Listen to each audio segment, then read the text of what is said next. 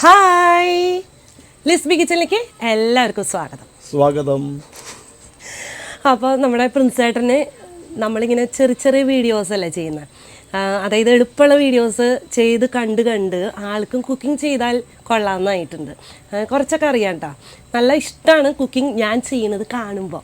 അപ്പോൾ എന്നെ പല കാര്യങ്ങളും ആളും ചില കാര്യങ്ങൾ പല വീഡിയോസിലും കാണുന്നത് പറഞ്ഞു തരാറുണ്ട്. അപ്പോൾ ഞാൻ പറഞ്ഞു എൻ്റെ കൂടെ കൂടിക്കോ എന്ന് പറഞ്ഞിട്ടുണ്ട്.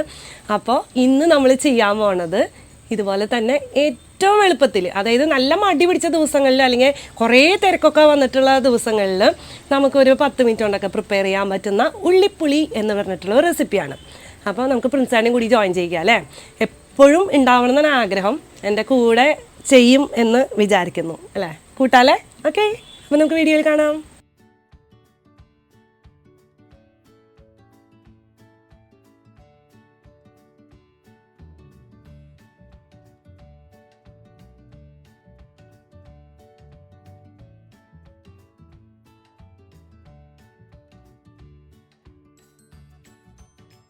അപ്പോൾ ആദ്യം തന്നെ നമുക്ക് അടുപ്പൊന്ന് കത്തിക്കാം കേട്ടോ. അപ്പോൾ പുളിയൊക്കെ ഉള്ള ഒരു കറി ആയതുകൊണ്ട് ഞാനൊരു ചെറിയ മൺചട്ടിയാണ് എടുത്തു വെച്ചിരിക്കുന്നത്. ഏത് പാത്രത്തിൽ വേണമെങ്കിൽ നിങ്ങൾക്ക് പ്രിപ്പയർ ചെയ്യാൻ പറ്റും.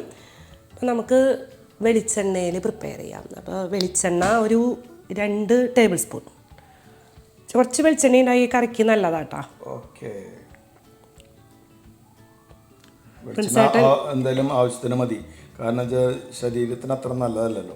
നല്ലൊരു 2 ടേബിൾ സ്പൂൺ. എന്നാൽ ടേസ്റ്റ് കുറയാനും പാടില്ല. ചൂട് ലേശം വേണം, കുറച്ച് വെക്കാന്നുള്ളൂ. അല്ല, ചൂടാവണം, നന്നായി വെളിച്ചെണ്ണ ചൂടാവണം. അല്ല, ചൂട് ഹൈ ഫ്ലെയിമിൽ തന്നെ ആയിരിക്കട്ടെ. അന്ന് ചൂടായതിനു ശേഷം നമുക്ക് കുറയ്ക്കാം. അപ്പോൾ നമുക്ക് കടുക് ഇടാം അല്ലേ? കടുകിടാം. കടുകിട്ടവയ്ക്ക് പൊട്ടെന്ന് വിചാരിക്കാം അല്ലേ. നന്നായി ചൂടായിട്ടുണ്ട്, അപ്പം അത് കിട്ടോ. ഇപ്പോഴും ആ ചട്ടി ചൂടാവുന്നതിൻ്റെ പുകയാണ് ഈ ശരിക്കും പറയാൻ വെച്ചാൽ വരുന്നത്. എന്നാലും എണ്ണ ചൂടായിട്ടില്ല, എന്നാലും ഏകദേശം ആയിട്ടുണ്ട്. പോട്ടെ. അപ്പോൾ അതേ കടുക് പൊട്ടിയിട്ടുണ്ട് കേട്ടോ. നമ്മളൊരു 10-15 ചെറിയ ഉള്ളി ചെറുതായിട്ട് അരിഞ്ഞ് വെച്ചിട്ടുണ്ട്. അത് നമുക്ക് പതുക്കെ ഇട്ട് കൊടുക്കാം.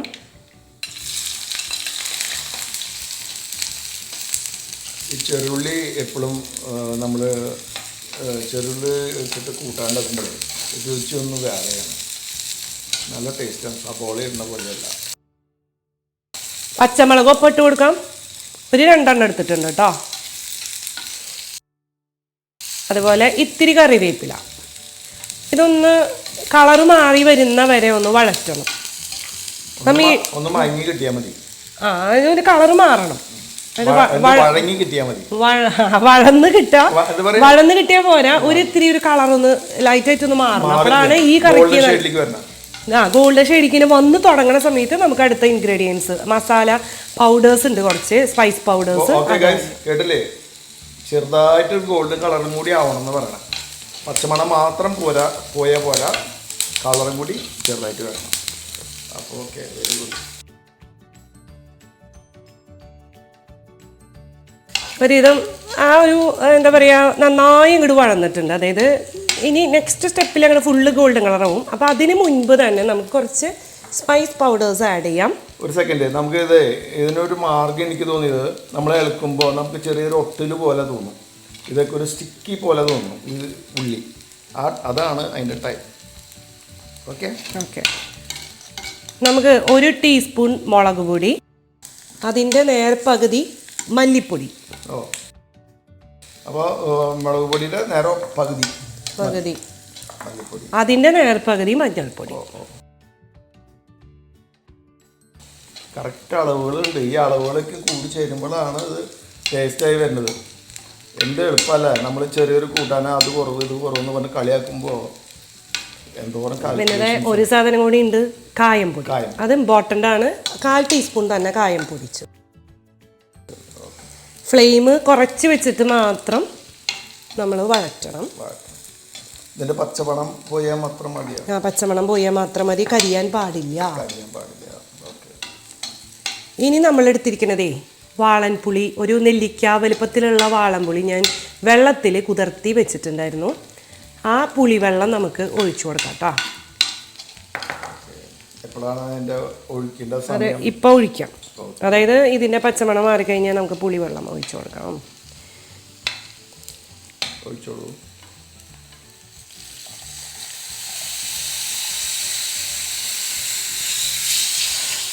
ഒരു കപ്പ് വെള്ളം കൂടി ഞാൻ മാറ്റി വെച്ചിട്ടുണ്ട്. ഈ തുമ്മണതാണ് അതിൻ്റെ കറക്റ്റ് പാകമാണ്. എന്താ പറയുക, മസാല മൂത്തേൻ്റെ ആ തുമ്മലും ചുമയൊക്കെ വരണം. പിന്നെ ഒരു കപ്പ് വെള്ളം ഞാൻ മാറ്റി വെച്ചിട്ടുണ്ട്, അതുകൂടി നമുക്ക് ഒഴിച്ചു കൊടുക്കാം കേട്ടോ.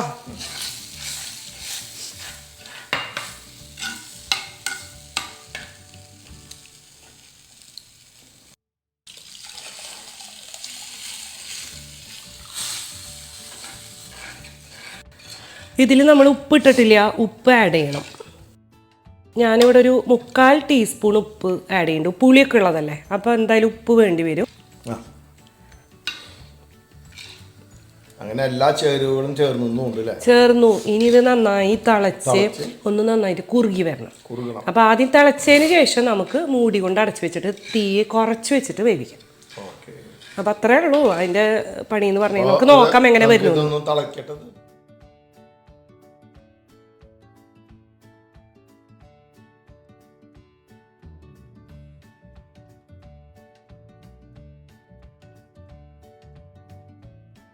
നന്നായിട്ട് തിളച്ച് വന്നിട്ടുണ്ട്. ഇപ്പോൾ ഒരു മൂടി കൊണ്ട് നമുക്ക് അടച്ചു വെക്കാം. എന്നിട്ട് മീഡിയം ഫ്ലെയിമിൽ ഇട്ടിട്ട് വേവിക്കാം.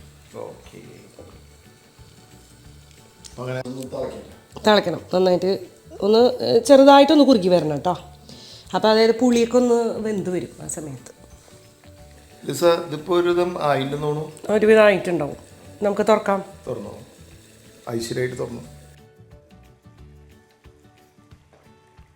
ആവശ്യത്തിനൊക്കെ കുറുകി വന്നിട്ടുണ്ട് കേട്ടോ. ഇത്രയേ ഉള്ളൂ നമ്മുടെ പരിപാടി. നമുക്ക് ഫ്ലെയിം ഓഫ് ചെയ്യാം. ഓക്കെ, ഉപ്പ് പോരായി ഉണ്ടെങ്കിൽ നിങ്ങൾ ഉപ്പ് ഇട്ട് കൊടുക്കുക. അപ്പോൾ ഇതൊരുവിധം ഓക്കെ ആണ്. ഈ കറി ടേസ്റ്റ് ചെയ്ത് നോക്കണമെന്നുണ്ടാവും സാറിന്. ഓക്കെ, ഉപ്പ് പോരായി ഉണ്ടോ?